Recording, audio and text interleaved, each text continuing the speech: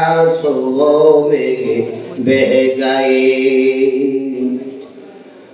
फख्र है गम जह में खैरुल उम्म, फख्र है हम जह में खैरुल उम्म, शफाअत में शमल है उम्मत तमाम। नेकों से हम पीछे हट कर रह गए, नेकों से हम पीछे हट कर रह गए। हम वफा करके भी तन्हा रह गए, दिल की अरमा आंसुओं में बह गए, दिल के अरमा आंसुओं में बह गए। জান্নাত সামনে আনা, পিছনের ভাইদেরকে বসার জন্য জায়গা প্রশস্ত করে দিবে। আল্লাহ কোরআনে বলছেন, তো তাদের জন্য আল্লাহ তাআলা জান্নাতের মধ্যে জায়গা প্রশস্ত করে দেন। আল্লাহু আকবার বলেন।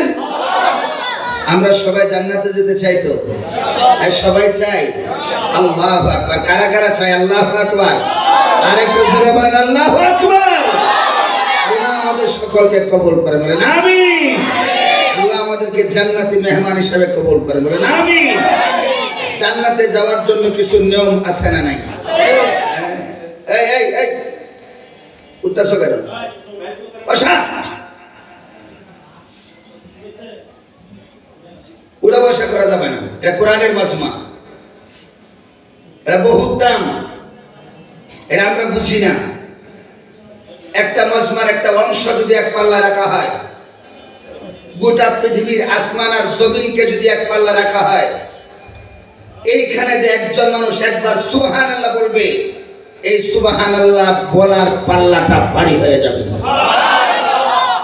এটা আমরা বুঝি না, হিসাব লাগাই না। কত মুহূর্ত আমার জীবনের গুনার কাজে লিপ্ত হচ্ছে, চতুর্দিকে শুধু গুনাহ আর গুনাহ, ঘর থেকে বের হইলেই গুনাহ, রাস্তাঘাটেও গুনাহ, অফিস আদালতেও গুনাহ, দোকানপাটেও গুনাহ, বাজার মার্কেটেও গুনাহ। কথা বলেন না কেন? একজন মানুষ ইচ্ছা করলে নিজেকে গুনার হাত থেকে বাঁচিয়ে রাখতে পারে না। মসজিদগুলি ছিল গুনাহমুক্ত এলাকা, এখন দেখি মসজিদের ভিতরেও গুনাহ ঢুকে গেছে। কারণ কোন না কোন কাতার থেকে, মুসল্লির পকেট থেকে, এলবিএস সেইদের ভিতর থেকে এত বড় হিন্দি গানের রিংটোন বেজে ওঠে, মুসল্লিদের নামাজে বেজায় প্রতিবন্ধকতা সৃষ্টি হয়। আরো মসজিদগুলির অবস্থা এরকম দেখবেন, সমাজের সবচেয়ে বড় টাউট, বাটপার, সুদখোর, ঘুষখোর, দুর্নীতিবাজদের হাতে সভাপতি আর সেক্রেটারির দায়িত্ব। সঙ্গত কারণেই উলামায়ে কেরাম হক কথা বলতে পারে না। কথা বলেন না কেন? পারে না। এই জন্য আজকে আমাদের উপরে তো আযাব আর গজব, আযাব আর গজব। মনে করছেন অমুক সরকার পরিবর্তন হলে আরেকটা আসলে দেশ বোধহয় শান্তি হবে না। তাকে দেখতেছি অজগর বিদায় হয়েছে, রাসেল ভাইপার আসতেছে। আরেকটু ছেড়ে বলেন, এই বাঙালির কপালে শান্তি নাই, ইসলাম ছাড়া শান্তি নাই। কারণ ইসলাম অর্থই কি? কথা বলেন না কেন? ইসলাম অর্থই শান্তি। তার মানে ইসলাম আছে যেখানে শান্তি আছে, ইসলাম নাই যেখানে শান্তিও নাই। স্পষ্ট কথা, এইটাই হলো কায়দায়ে কুল্লিয়া। এই জন্য এখানকার মর্যাদা আমরা বুঝি না। সাহাবায়ে কেরামের কাছে দ্বীনের মর্যাদা ছিল আল্লাহ। এই জন্য সাহাবায়ে কেরাম দামি হয়ে গেছেন, আল্লাহ তাআলার কাছে দামি। দুনিয়াতে থাকা অবস্থায় তারা জান্নাতে সুসংবাদ পেয়েছে, জান্নাতে সুসংবাদ পেয়েছে। আল্লাহ। হযরত ওমর রাদিয়াল্লাহু তাআলা আনহু যেদিন ইন্তিকাল করছেন, ফারুক আযম রাদিয়াল্লাহু তাআলা আনহু ইন্তিকাল করছেন, আল্লাহ তিনাকে গোসলের জন্য নিয়ে গেছেন। তৃতীয় খলিফা হযরতে উসমান ইবনে আফফান রাদিয়াল্লাহু তাআলা আন জীবদ্দশা হযরত ওমরের লাশের পাশে দাঁড়ায় আছেন। লাশ গোসল করানো হচ্ছে, দেখে পিঠের মধ্যে বেতের আঘাত এমন প্রখর হয়ে আছে, পুরাটা চামড়া উঠে গোশতটা পচে যাওয়ার উপক্রম হয়ে গেছে। খলিফাতুল মুসলিমিন, অর্ধ পৃথিবীর বাদশা, তাকওয়ার দ্বারাতে তার বডি সুসজ্জিত, গোটা জীবনের মধ্যে তার পাওয়া যায় তাকওয়া আল্লাহ ওয়া ইত্তিবা'i রাসূল। আল্লাহর ভয় অন্তরে এমন ছিল, রাসূলের অনুসরণ ছিল। যে রাস্তা দিয়ে ফারুক আজম হাঁটতেন, এই রাস্তায় কোন শয়তান পর্যন্ত চলতে পারতো না। মানুষ তো ভয় পাইতো, শয়তান পর্যন্ত ভয় পাইত। সেই উমর জীবনেও কোনোদিন ইসলাম গ্রহণের পর, বা'দা ক্বাবলাল ইসলাম, ইসলাম গ্রহণের পর কোনোদিন তার জীবনে কোনো মানুষকে কষ্ট দেয় নাই, ইনসাফ করে নেই। ইনসাফ ভিত্তিক রাষ্ট্র পরিচালনা করেছেন। সেই ওমরের পিঠের মধ্যে বেতের আঘাত মানুষকে আশ্চর্য করে তুলেছে। কিং কর্তব্য বিমূঢ়, সাহাবায়ে কেরাম পেরেশান। কে উমর রাদিয়াল্লাহু তাআলা কে কষ্ট দিয়েছে, আঘাত দিয়েছে? কে? কার এত বড় সাহস? খলিফাতুল মুসলিমিন, অর্ধ জাহানের বাদশা, বিশ্বনবী সাল্লাল্লাহু আলাইহি ওয়াসাল্লাম যার লকব দিয়েছেন লাউ কানা বা'দি নাবিয়্যান লাকানা উমর, আমার পরে কোন নতুন নবী আসবে না, যদি আসতো নবী হতো কে? হযরত উমর। নবুয়ত প্রাপ্ত হবার যোগ্যতা যার ভিতরে আছে, পয়গম্বর ঘোষণা করেছেন। আর সেই মানুষটা, তার পিঠের মধ্যে বেতের আঘাত, রক্তাক্ত পিঠ, দাফন করা হয়েছে। বিশ্বনবী সাল্লাল্লাহু আলাইহি ওয়াসাল্লামের পাশে, কদমের পাশে দুই বুজুর্গের লাশ রোজায়ে আতহারে। সিদ্দিকে আকবর, ফারুক আজম দুজন নবীজির পাশে শোয়া। মদিনা মুনাওয়ারাতে রোজায়ে আতহারে তাদের স্থান পেয়েছে। কত দামি মানুষ! আল্লাহ, তার রাসূলের কদমের পাশে।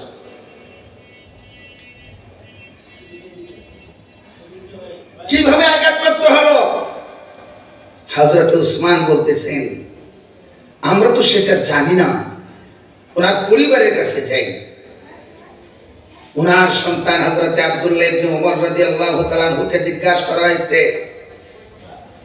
তোমার আব্বাকে কাফনের আগে যখন গোসল দেওয়া হয়েছে, তোমার আব্বার পিঠের মধ্যে একটা দাগ পেয়েছি, আঘাত, রক্তাক্ত, চামড়া পচে গেছে, কিভাবে হয়েছে? আব্দুল্লাহ ইবনে ওমর বলতেছেন, চাচা যান, আব্বার জীবন একটা ডায়েরি আছে, জীবন ডায়েরি আছে। প্রতিদিনের হিসাব তিনি ডায়েরিতে লিখতেন। ডায়েরি দেখতে হবে, এছাড়া সম্ভব না। ডায়েরি নিয়ে আসছি। ফারুক আজম রাদিয়াল্লাহু তাআলা আনহুর ডায়েরির মধ্যে লেখা, প্রতিদিন জীবনের সব ইতিহাসগুলি দৈনন্দিন ডায়েরির ভিতরে লিখে রাখতেন। কোন দিন কয়টা নেক আমল করছে তাও ডায়েরিতে লেখা। একটা বার যদি অপরাধ করে ফেলছে তাও ডায়েরিতে লেখা। আজকে রাত্রের ভিতরে 70 রাকাত তাহাজ্জুদ নামাজ পড়ছে তাও লেখা আছে। গত রাত্রে 70 রাকাত তাহাজ্জুদ পড়ছে, আজকে মাত্র 50 রাকাত নামাজ পড়ছে। নিজেকে নিজে সম্বোধন করে তিরস্কার দিয়া ভেদ দিয়া চাবুক দিয়া নিজের পিঠের মধ্যে আঘাত করতেন আর বলতেন উপর গতকালকে তুমি 70 রাকাত নামাজ পড়ছো, আজকে মাত্র 50 রাকাত নামাজ কেন পড়লা? এই জন্য নিজেই তিনি নিজের পিঠের ভিতরে আঘাত করতেন। এক জায়গায় প্রতিদিন আঘাত করতেন। বিচারের দিক দিয়ে কার উপর একটু বিচার হয়ে গেলে নিজের উপর ইনসাফ কায়েম করতেন, রাষ্ট্রে ইনসাফ করতেন, দেশের ভিতরে ইনসাফ কায়েম করতেন, সরকারি মালামাল বন্টনের ক্ষেত্রেও তিনি ইনসাফ করতেন। এই জন্য প্রতিদিন ইনসাফের একটু ক্ষুণ্ণ হয়ে গেছে মনে মনে ভাবতেন, আর তিনি নিজেই নিজের শরীরের মধ্যে আঘাত করতেন। প্রতিদিন আঘাত করতেন, প্রতিদিন আঘাত করতে করতে পিঠের চামড়া উঠে গেছে, রক্তাক্ত হয়ে গেছে, গোশত পচে গেছে। বলে এটা কেমন মানুষ? যেই মানুষটা ছিলেন আধ্যাত্মিক জগতের শ্রেষ্ঠ রাহবার, দো জাহানের বাদশাহ সরকার দু আলমের শ্বশুর, দ্বিতীয় খলিফা অর্ধ জাহানের বাদশাহ হযরত ওমর, পয়গম্বরকে খুশি করার জন্য যিনি তার দেহটাকে জাহান্নামের জন্য বিক্রি করে দিয়েছে। আল্লাহু আকবার বলেন। बेइश्क़ नबी जिसने दिया, बेइश्क़ नबी जिसने दिया दर्स बुखारी, आता है बुखार उसको बुखारी नहीं आते, आता है बुखार उसको बुखारी नहीं आते। ऐतर के वतन सुन्नत महबूब इलाही, यही है नबूवत की सदाकत की गवाही। नक्श कदम नबी का अगर कबूल करेगा, डर नहीं है खौफ नहीं जन्नत मिलेगा, डर नहीं है खौफ नहीं जन्नत मिलेगा। সাহাবায়ে কেরামের অবস্থা তো তাই ছিল। মসজিদে নববীতে নামাজ পড়তেছেন, নামাজ পড়তেছেন। পয়গম্বর এশার নামাজ পড়ে ঘোষণা করে দিয়েছেন, আমার সাহাবীরা আজকের ফজরের নামাজ যারা আমার পিছনে পড়বে তো তারা দাখালাল জান্নাত মাই, আমার সাথে তারা জান্নাতে যাবে। সাহাবায়ে কেরাম পাগল হয়ে গেছেন, পেরেশান। এই কি ডিস্টার্ব করতেছো তোমরা? সময় হলো আমার অল্প 10 মিনিট আছে, এর ভিতরে তোমরা ডিস্টার্ব করো। কথা কি বলবো আমি? অসুবিধা হইতেছে আপনাদের না?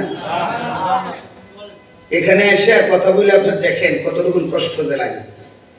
একটা মানুষ যদি এলোমেলো করে তাহলে তার বয়ানের মুড ছুটে যায়, আবেগটা থাকে না। এই জন্য আমাদের দেশের ওয়াজ মাহফিলের মধ্যে কোনো হেদায়েত হয় না। যারা বয়ান করে তারা একটা মুড নিয়ে বলে আমার বয়ান সুন্দর হোক, কণ্ঠ ভালো, এর ভিতরে তো ইখলাস নাই। যারা শুনে তাদের ভিতরে নাই।